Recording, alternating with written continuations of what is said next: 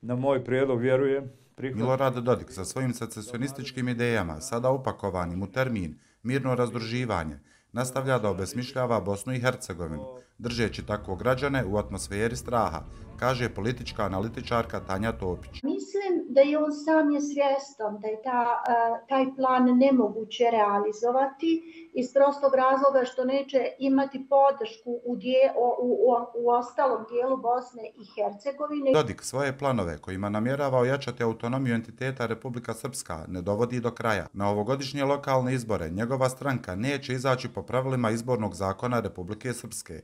Nije prenio ni nadležnosti sa države na entitet u oblasti indirektnog oporezivanja, odbrane, sigurnosti i pravosuđa. Raspustit će se naravno i ovaj sud i ova troma i ova na staklenim nogama postavljena pravna struktura u Bosni i Hercegovini.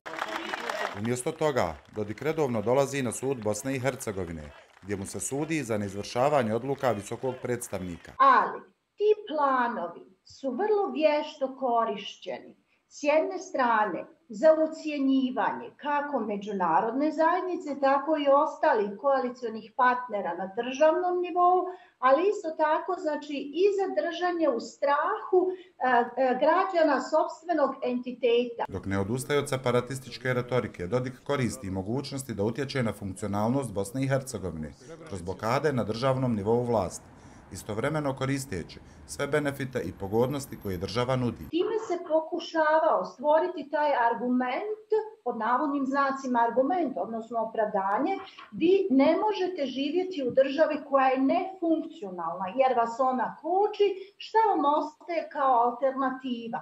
Znači, ostaje vam da radite na osamostaljivanju. Istovremeno, Dodik svojim političkim djelovanjem nije stvorio jaku Republiku Srpsku, koja se danas, prema mišljenju Tanje Topić, nalazi u nikad lošijem položaju. Danas odlaze masovno ljudi sa dobrim obrazovanjem, koji